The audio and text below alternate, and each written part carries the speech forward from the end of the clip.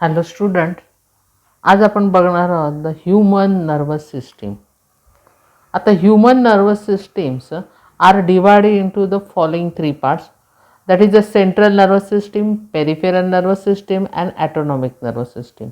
म्हणजे बघा, हे आहे ते सेंट्रल नर्वस सिस्टीम, ज्याला CNS म्हटलेलं आहे.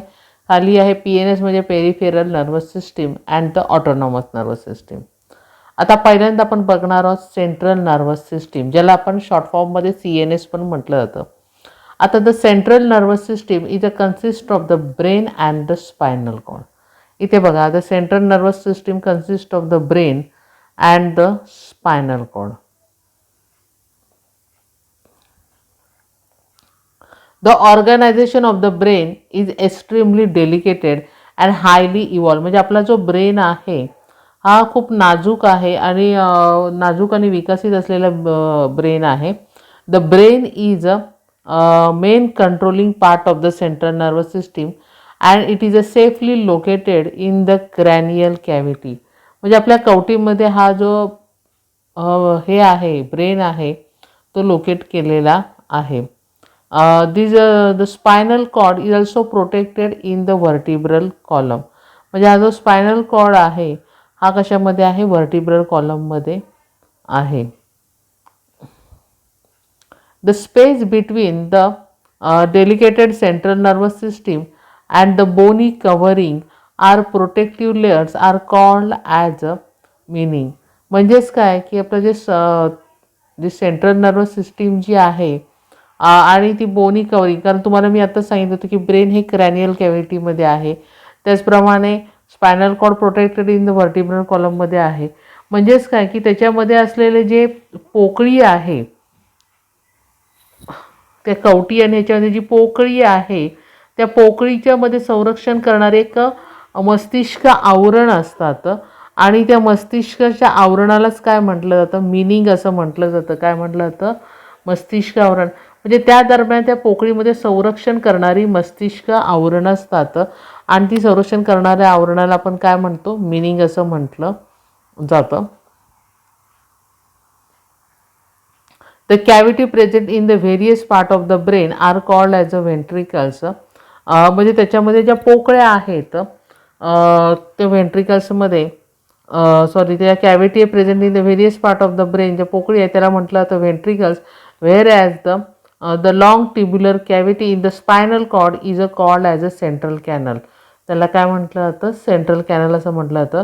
These व्हेंट्रिकल्स and the central canals and the space between the meanings are filled with a cerebrospinal fluid, and this fluid can be supplied the nutrient to the central nervous system and protect it from the shock. म्हणजेच काय की जी cavity जी आहे ह्याच्यामध्ये ज्या व्हेंट्रिकल्स म्हणा किंवा हे म्हणा सेंट्रल कॅनल्स म्हणा, की त्याच्यामध्ये काय असतात? एक अशा स्पेस आहेत आणि जी स्पेस आहे त्या स्पेसमध्ये एक लिक्विड भरलेलं असतं. त्या लिक्विडला म्हटलं जातं सेरेब्रोस्पायनल फ्लुइड्स असं म्हटलं जातं. आणि हे सेरेब्रोस्पायनल फ्लुइड जे आहे which can supply the nutrient to the central, म्हणजे आपल्या सेंट्रल नर्वस सिस्टीमला न्यूट्रियन प्रोव्हाइड करतं. And also it is a protected from the shock. म्हणजे कुठलाही जरी आपल्या ह्याच्यामध्ये आघात झाला आपल्या ह्याला तरी त्याच्यापासून काय करतं? ते संरक्षण करतं. म्हणून हे फंक्शन आहे सेरेब्रोस्पायनल फ्लुइड. म्हणजे जे आपला मेंदू आणि त्याच्यामध्ये असलेल्या ज्या जागा आहे, पोकळी आहे किंवा आपलं स्पायनल कॉर्ड आणि हे स्पायनल कॉर्ड आणि व्हेंट्रिकलच्या जे पोकळ्या आहेत किंवा ज्या जागा आहेत त्या ठिकाणी सेरेब्रोस्पायनल फ्लुइड असतं आणि हे cerebrospinal fluid supply the nutrient to the central nervous system and also it protected from the shock. म्हणजे कुठल्याही आघातापासून ते आपलं संरक्षण करतं. आता the brain of the adult human the brain of the adult human, the weight is about 1300 to 1400 grams. म्हणजे आपलं जे म्हणजे पूर्ण मोठ्या माणसाचा विकसित झालेला जो मेंदू आहे त्या मेंदूचं वजन सुमारे 1300 ते 1400 ग्रॅम इतकं असतं. And it consist of approximately 100 billions of the neurons. म्हणजे ह्या ब्रेनमध्ये जवळजवळ 100 बिलियन्स काय असतात? न्यूरॉन्स असतात. The left side of the brain, our brain is a control the right side of the body. म्हणजे आपला जो लेफ्ट साईडचा जो ब्रेन आहे तो डाव्या साईडच्या बॉडीला लेफ्ट साईडचा जो ब्रेन आहे तो राईट साईडच्या बॉडीला कंट्रोल करतो. या उलट the right side of the brain can be control the left side of the body. म्हणजे जो आपला डाव्या साईडचा मेंदू आहे तो उजव्या साईडच्या बॉडीला कंट्रोल करतो आणि उजव्या साईडचा मेंदू आहे तो डाव्या साईडच्या बॉडीला कंट्रोल करतो. In addition to that the left side of the brain control the speech, conversation, writing and logical thinking, whereas the right side of the brain are control the arithmetic ability. म्हणजेच काय की आपले जे ब्रेनचे दोन part आहेत, that is the left side of the brain and the right side of the brain. आता left साईडचं brain जे आहे ते काय करतं, आपल्या राईट साईडच्या बॉडीला कंट्रोल करतं. बरोबर आहे. मग ॲक्च्युली याचं मूळचं फंक्शन काय आहे, त्याचं मेन फंक्शन आहे ॲनालिटिकल थिंकिंग. काय फंक्शन इज ॲनालिटिकल थिंकिंग, म्हणजे विश्लेषणात्मक त्याचा काय केला जातो, विचार केला जातो. लॉजिकल थिंकिंग, तार्किक विचार केला जातो. लँग्वेजेस आहेत, सायन्स अँड मॅथमॅटिक्स आहे. Also the function of the right side of the brain are the holistic thinking, म्हणजे सर्वांगीण विचार केला जातो. इन्स्टिट्यूशनल म्हणजे प्रतिभात्मक विचार असतो. Creativity and arts and the music, creativity and arts and the musics. आलं लक्षात. हे आपले ब्रेन आहेत, म्हणजे ब्रेनचे दोन पार्ट्स केलेले आहेत, left side brain and the right side of the brain. आलं लक्षात. म्हणजे आपल्या सेंट्रल नर्वस सिस्टीममध्ये काय तर brain and the spinal cord, याच्यामध्ये आपण ब्रेन आणि स्पायनल कॉर्ड विषयी शिकतो आहे. त्याच्यामध्ये आता आपण ब्रेनचे दोन पार्ट बघितले, आपण लेफ्ट साईडचा ब्रेन अँड द राईट साईडचा ब्रेन. आता हा ॲक्च्युली ब्रेनचे कोणकोणते पार्ट्स आहेत त्याच्यामध्ये. पहिला जो पार्ट आहे ज्याचं नाव आहे सेरेब्रम. काय नाव आहे त्याचं, सेरेब्रम. आता हा जो सेरेब्रम आहे हा तुम्हाला दिसतोय सगळ्यांना.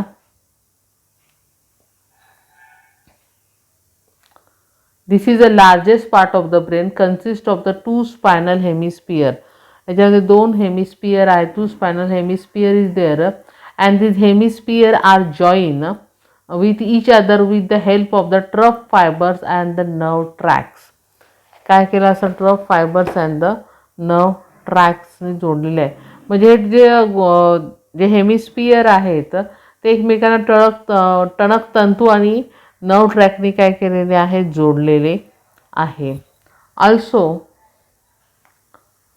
Also this cerebrum occupies the 2/3 part of the brain. म्हणजे आपल्या ब्रेनचा जो आहे जो 2/3 भाग त्याने व्यापलेला आहे. Hence it is called as a larger brain. ह्या ब्रेनला काय म्हटलं जातं, लार्जर ब्रेन. जे आपण सेरेब्रेन म्हणतोय तो cerebrum is called as an larger brain. It is a surface has a deep irregular ridges and the groove. बघा,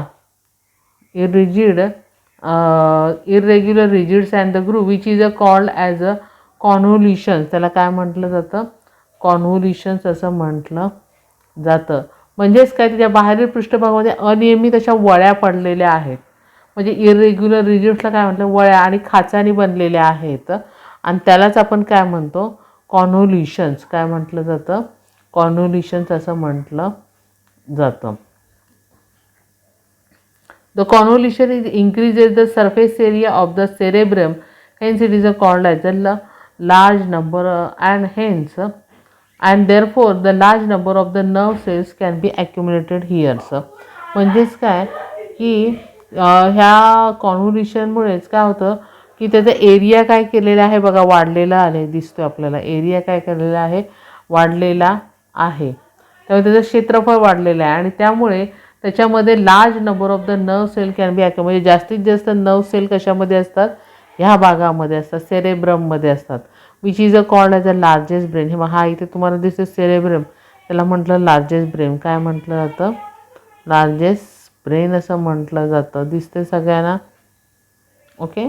आता त्याचा दुसरा जो पार्ट आहे ब्रेनचा त्याला काय म्हटलं जातं, सेरेबेलियम. हा बघा खालचा पार्ट जो दिसतोय सेरेबेलियम, हा इथे दिसतोय बघा ग्रीन कलरचा, तुम्हाला आलं लक्षात. त्याला काय म्हटलं जातं, सेरेबेलियम.